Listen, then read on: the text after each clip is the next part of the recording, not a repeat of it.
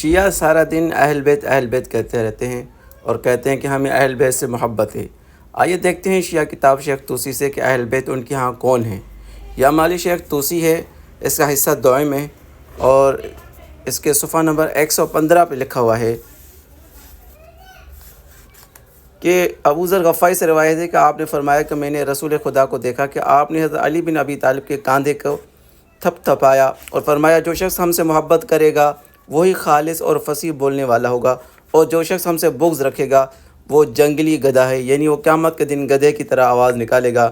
ہمارے شیعہ ہی ہمارے گھر والے ہیں، یعنی ہمارے شیعہ ہی گھر والے ہیں۔ گھر والے کیا مطلب؟ اہل بیت ہے۔